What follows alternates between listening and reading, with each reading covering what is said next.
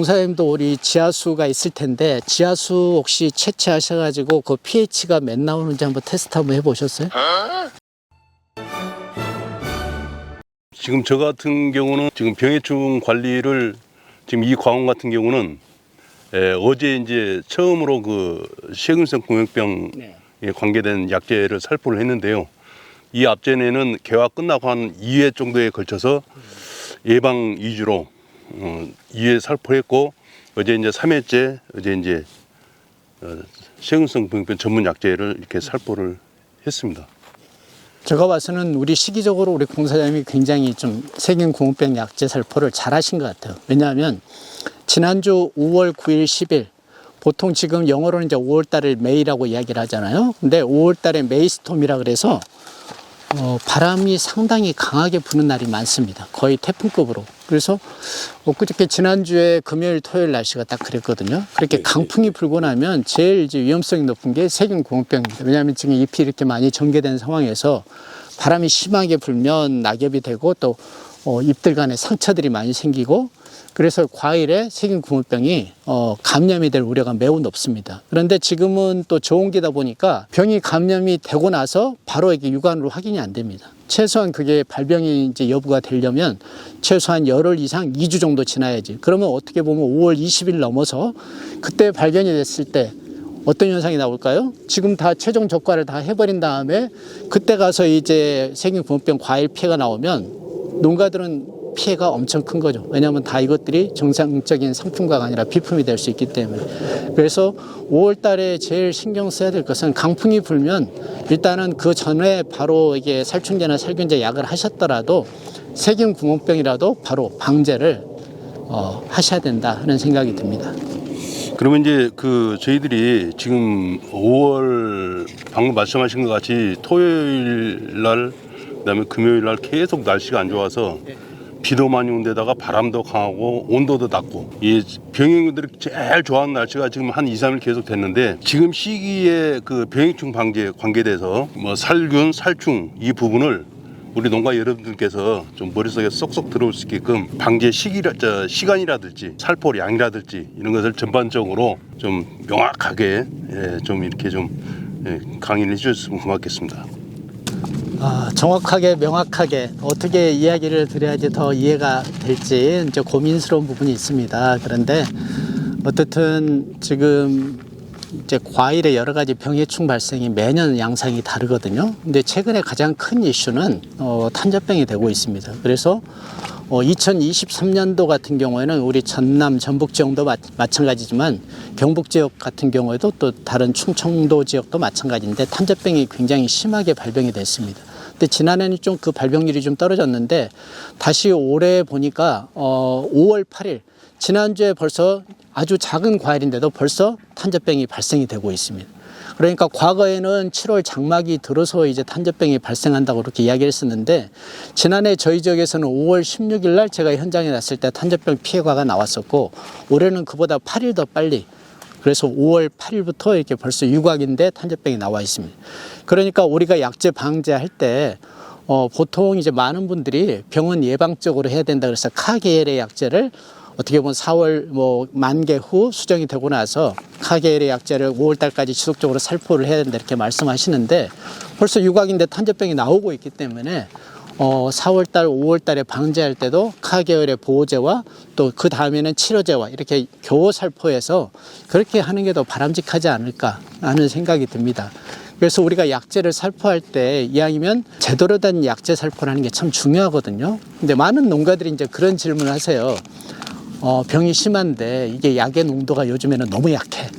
요즘에는 진짜 이게 뭐 파리도 못 주게 이런 분들이 계세요. 근데 약의 농도를 2배로 하는 게 적정한 것인지 아니면 약을 제대로 살포하는 게 더 중요한 것인지 이게 쉽게 예를 들어서 시바르당 300평에 20단말에 보통 한 병에 만약에 살충제를 쓴다 그러면 한 병의 살충제를 쓸 것인지 아니면 거기다가 20단말에도 2병의 살충제를 농도를 2배로 쓸 것인지 아니면 물 1톤에다가 적정 배수대로 하는 게 더 나은 것인지 가장 바람직한 방법을 제시를 한다면 농약회사에서 여러 가지 이제 병에 대한 테스트를 할 때 가장 이상적인 배합 비율을 가지고 시험 연구를 하고 그걸 또 농촌진흥청에서 등록을 합니다.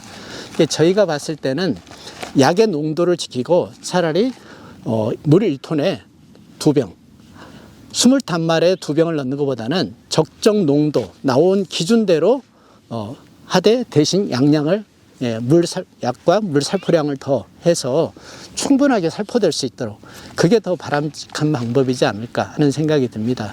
그리고 우리가 이제 가능하면 약재는 고온기 지금 벌써 이제 초여름 날씨가 이제 이번 주부터 되고 있거든요. 그래서 고온기에 이렇게 살포하다 보면 또 약해 위험성이 많고 특히나 이제 약재 살포할 때 주의해야 하셔야 될 게 지금은 농약 혼용 가부표가 회사 농약 회사별로 이렇게 종합적으로 묶어서 나오는 경우가 없습니다. 그러니까 농가들이 참 애로사항이 많은데 일반적인 경우는 살충제 최대 2개, 살균제 2개 이 정도 혼합하고 전착제나 고착제를 혼용하는 정도는 그래도 문제가 적은데 이제 거기다가 이제 특히 항생제 농약이 들어갔을 때 생리공학종 때문에 그럼 고온기에 살포하면 이제 문제가 되고 더 문제가 되는 것은 이제 사종 복비예요.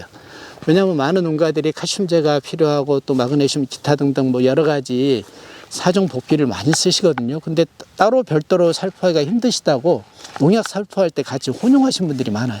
근데 그렇게 되면 그걸로 인해서 약해 발생할 우려가 매우 높기 때문에 그 부분은 주의를 하셔야 된다 말씀을 드립니다. 그리고 우리가 농약이라는 게 이제 화학적인 성분이잖아요. 우리 공사님도 우리 지하수가 있을 텐데 지하수 혹시 채취하셔가지고 그 pH가 몇 나오는지 한번 테스트 한번 해보셨어요? 못 해봤습니다. 그러면 우리가 이제 농업이 과학이잖아요. 우리가 농약이나 이런 비료도 어떻게 보면 가장 연구자들이 많은 연구를 통해서 개발한 건데 특히나 농약 같은 경우는 화학적인 그런 성분이다 보니까 그 pH에 대해서 농약의 또 여러 가지 효과나 이런 부분들에 영향을 많이 받습니다. 그래서 이상적인 경우는 pH가 한 6.0 내외 그 정도 가장 이상적으로 봅니다. 물의 pH, 원수 pH가. 그러니까 우리가 하늘에서 내리는 비를 보면 보통 하늘에서 내리는 비의 pH가 한 5.5 내외 되거든요. 그러면 가장 이상적인 농약 혼용할 수 있는 물은 하늘에서 내리는 비. 그러니까 어떤 분들은 그 하늘에서 내리는 비를 모아가지고 그 물을 쓰시는 분들도 있어요. 그래서 제가 봐서는 일반 농가들의 많은 농가들을 제가 원수를 채취해서 직접 검사를 해보니까 pH가 대다수의 많은 농가가 7에서 7.5 사이에요. 어떤 극단적인 농가는 8이 넘어가는 농가도 있어요. 특히나 이제 석회암지대나 이런 데는 아마 pH가 더 올라갈 거예요. 그래서 원수를 그대로 했을 때는 농약의 그 효과를 제대로 살릴 수가 없어요. 그래서 가능하시면 pH 조절제들이 많이 나와 있거든요. 그래서 농약 하실 때 그 pH 조절제 뭐 물 1톤에 쓴다 하더라도 그 가격이 한 5,000원 내외 정도밖에 안 되기 때문에 저렴하거든요. 농약 가격에 비하면. 그래서 그런 부분들을 활용을 하셔가지고 pH를 한 6 정도로 조정을 하신 다음에 우리가 농약을 혼용해서 살포하시면 약의 효과를 훨씬 더 증진할 수 있지 않을까 하는 생각이 듭니다. 지금 우리 농가 입장에서는 제일 중요한 부분이 되겠습니다. 이게 pH 부분이. 그래서 저희가 참 제가 게을러서 그런지 모르겠습니다만 저 같은 경우는 pH 조절제 이런 거는 지금까지 한 번도 사용을 안 해보고요. 아까 이제 이게 말씀하신 것 같이 약재 방제할 때 저는 이제 적정 양을 희석을 해서 천천히 될 수 있는 대로 천천히 낮게 해서 천천히 이렇게 가는 방법을 택하거든요. 그러다 보니까 약재가 시기에서 뭐 타 농가에서 한 4,000리터 뭐 일정 양이 이렇게 된다면 저는 한 1.5배 정도 살포량을 이렇게 더 늘려서 이렇게 방제를 하고 있습니다. 어떻게 보면 공사장은 그거 이제 처음에 제가 말씀드린 대로 굉장히 잘하고 계신 거고 그래서 약의 독성이 낮다. 뭐 과거에는 뭐 고독성 농약이 있었는데 지금은 고독성 농약이 없잖아요. 다 보통 독성이나 저독성 농약인데 약의 독성의 그런 부분들을 이제 문제를 가지고 따지는 것보다는 오히려 약의 효과를 더 어떻게 하면 더 증진시킬 수 있는가 그런 쪽에 고민을 하는 게 더 바람직한 방법이지 않을까.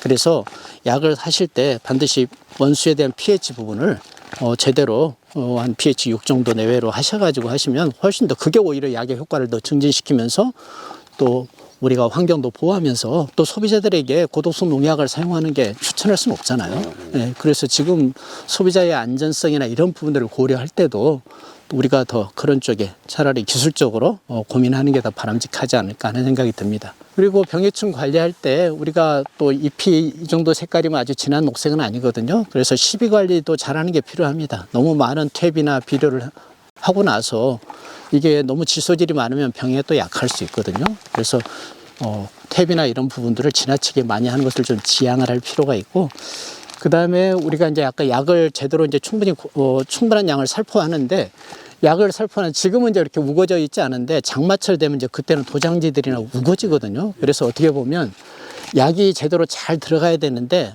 안에 있는 도장지나 이런 것 때문에 약이 제대로 들어가질 못해요. 그래서 제가 봐서는 이제 6월 달 장마철 지나고 나서 이제 비가 많이 내리고 하면 질소가 또 많이 흡수가 되거든요. 그때 약제 방제하기 전에 제가 봐서는 적심이나 이런 분들 내부 도장지를 좀 정리를 먼저 하고 나서 약제를 살포하는 게 훨씬 더 약이 효과적으로 침투하는데 도움이 되지 않을까 하는 생각을 합니다. 그래서 그 부분도 우리가 효과적인 약제 방법, 방제 방법 중에 하나다. 이렇게 말씀을 드리고, 그 다음에 이제 우리가 고민해야 될 게, 어떻든 그렇게 해줌으로 해서 우리가 잿빛 곰팡이병, 우리 탄저병도 마찬가지고요. 이런 부분들이 통풍이나 이게 또 햇빛이 잘 들어오고 하면 훨씬 더 피해를 줄일 수 있거든요. 그러니까 약도 효과적으로 들어가고 또 햇빛도 바람도 잘 들어와서 빨리 건조가 되면 병이나 이런 분들이 피해를 줄일 수 있기 때문에 어떻든 내부적인 그런 적심이나 학예전정 부분도 주기적으로 하시면 도움이 될 것 같습니다.